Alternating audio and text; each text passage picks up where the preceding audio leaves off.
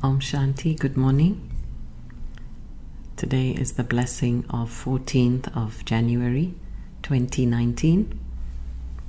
May you be liberated from all sins with the power of realization and not try to be clever with the cleverest father. May you be liberated from all sins with the power of realization and not try to be clever with the cleverest father.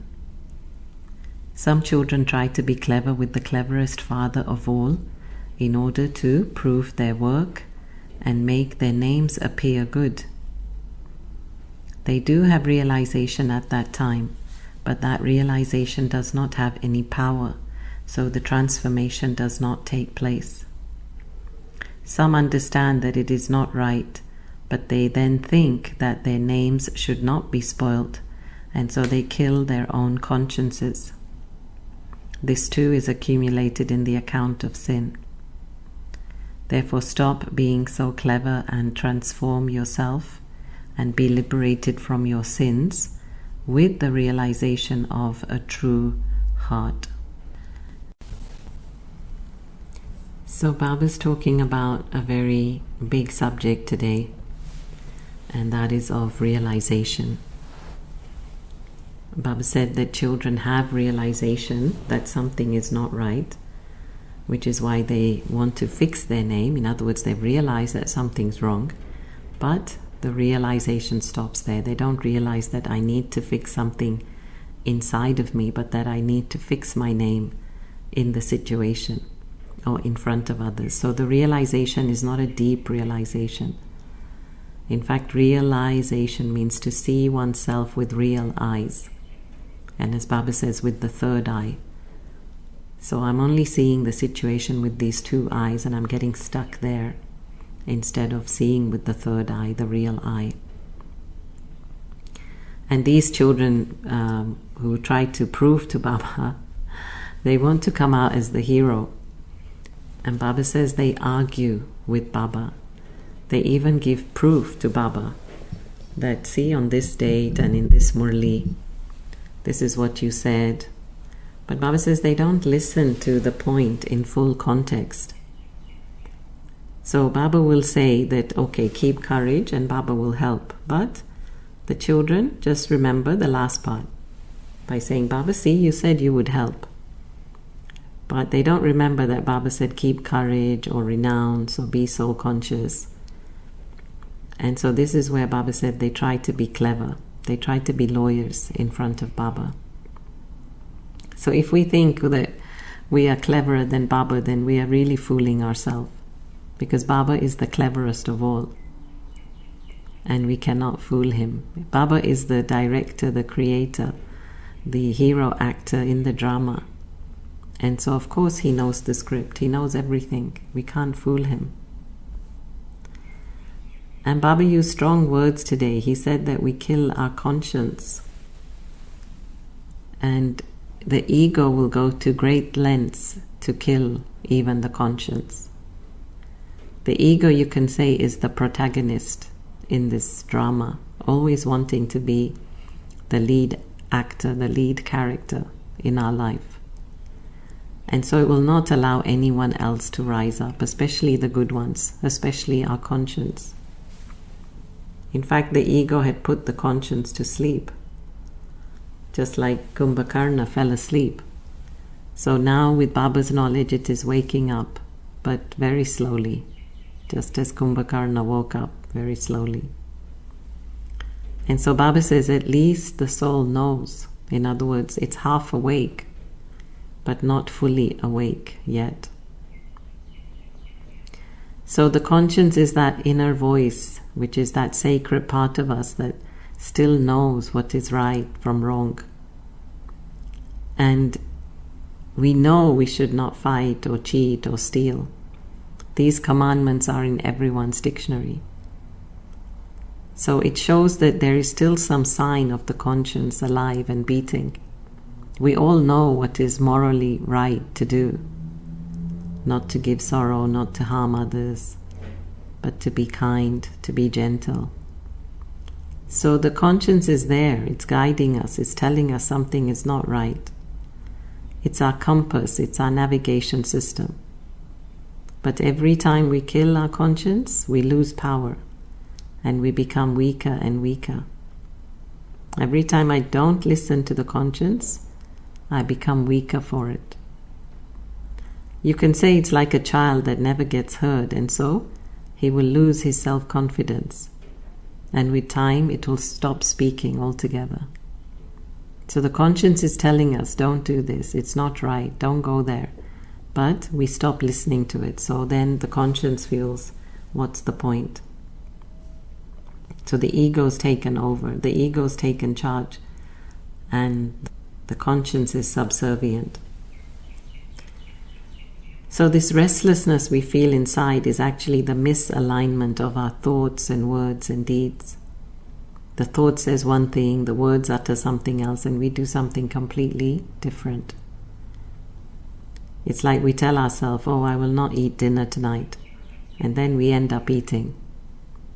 Or we say, oh, I won't gossip today, and I end up doing exactly that. So every time we go against our righteous self, our good self, our higher self, then we don't like ourselves. This is what makes us lose our peace and happiness. Our conscience is supposed to guide us to synchronize with Mother Earth, with nature and the animal kingdom, and with all the physical and spiritual laws. To treat everyone with love and respect so that we can live together on Mother Earth. You can say it's like a harmonizing tool that keeps us all together here on Earth. The primary objective of the conscience is to keep us in a state of peace and happiness by always helping us to choose to do the right thing over the wrong, to choose the moral behavior over the immoral, to be kind-hearted as opposed to unkind. It actually asks us to stay in balance. It teaches us what to say, when, to whom, and how much. Otherwise, the alarm goes off and we say, oh, I'm sorry, I shouldn't have done that. This is another reason actually why we should not allow our conscience to condemn other people. We can condemn the behavior but not condemn them, because everyone deep down is a good person. Right? Inside every soul there is the knowledge of what is right, what is wrong. But people become bad for different reasons, and we've got to be understanding about that. We can only hear the conscience clearly in meditation, in yoga, and especially if we're sitting in front of Baba. When the mind is calm and serene and peaceful, then it's very clear what we need to do. Otherwise, when we're in action, the sound is muffled. And not only that, but we maybe hear, but we don't want to hear. We turn a deaf ear. Why? Because we lack the courage to follow it through. During the early days, Baba would hold kacheri, right? This court, where at the end of the day, Baba would sit with the children and ask them, okay, what did you do today? And he'd ask them to confess, did they commit any sin? Did they take an extra piece of toli, or did they miss Amrit Vela or something or the other? And if that person did not confess, then Baba would ask the second question, and that is, who saw somebody doing something wrong? And even that person had to confess, because if they didn't, then they were also guilty. So this was Baba's way of melting the ego and giving that soul a chance to kill the ego. And this is what actually built the inner strength. Of course, we should not aim to commit any sin, but if by chance it happens, then we should not fear that others will know. Because they can only be learning from it, and no one is perfect. And I've seen also the Yagya's opinion has changed so much over the years that it's now embracing and accepting of everyone. even the ones that have left and want to come back. In fact, I remember once I was with Dadi in Madhuban, and I'd known this brother and sister, but known them separately in Gyan for some time. Well, I'd known of them actually. I wasn't that close to them, but I'd known of them. And then one fine day they came to meet Dadi, and then they told Dadi that they were getting married. So again, what did Dadi say? Dadi said, Acha. And then she told Hansaben, pull out the best gifts, the best towels, the tolis.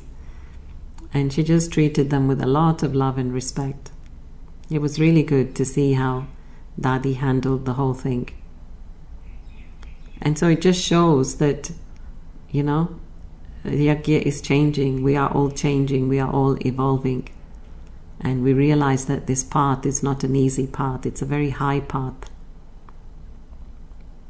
And Dadi knew that all she could do was really just give her love and blessings, because they had already decided. So if I'm worried about what others think, then I'm not respecting myself and my decisions. And then, of course, I can't live happily, and I won't feel fulfilled. So Baba says that every single day we commit sins, and the main sin we commit is that we forget the Father. So we are all sinners on one level. There's a saying that in every sinner there is a saint, and in every saint there is a sinner. And personally, when I'm hard on myself, I tell myself, I could only have made that decision based on what I knew then, based on the information I had then, based on where I was at in the drama then. I couldn't do any better then. And in this way we love and respect ourselves, and we lighten up. And also, so what if everyone knows what we did wrong? We are not perfect, we are pieces in progress. When we do anything, of course, we should have the self-respect to defend what we do. Otherwise, that is also called cheating. And we're cheating ourselves if we're living in fear. So if we truly want to be liberated, then we have to be honest with ourselves. We can't cheat ourselves. Cheating Baba is cheating ourselves, and cheating ourselves is cheating Baba. And that gets us nowhere. And no one likes to be cheated. It's not a nice feeling. But still, Baba loves us and gives us our inheritance. Every soul will get his or her inheritance, because every soul is a child of God. Child means heir to an inheritance. So some will get liberation and others will get liberation in life. But the important thing is everyone will get something from Baba. And also the important thing is they'll be happy, right? If somebody wants peace, they'll get the peace up there in the soul world. And if somebody wants happiness, they will get to go to Golden Age. So everyone will be happy. So let us check today, is our name in the list of those who remember God, or whom God remembers? And Baba said, have a true heart. The Lord is pleased with a true heart. So of course Baba will remember those who have a true heart. And then we'll be on top of that list. So let us end now with a story. It's a story of a martial arts teacher teaching a student how to become a master in martial arts.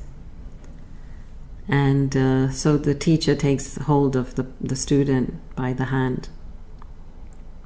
And this student is trying ever so hard to release the hand from the teacher.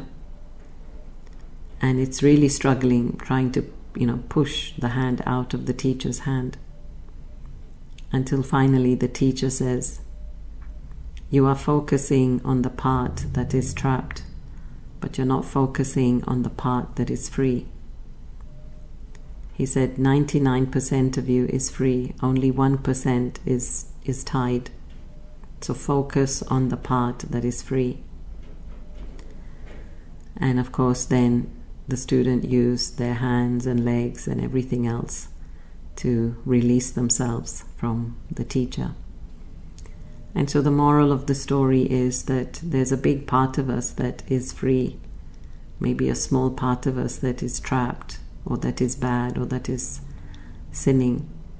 So let us focus on the parts that are free and liberated and give more attention to that, and not focus on the parts that are trapped. So it's time now to listen to the inner voice and not switch off the alarm when it goes off. Our conscience is our friend and not our enemy, so we should not fear it. Our conscience is there to help us live and die as a better person. So let us heed to our conscience today. So wishing you all a happy day in Baba's remembrance. Om Shanti.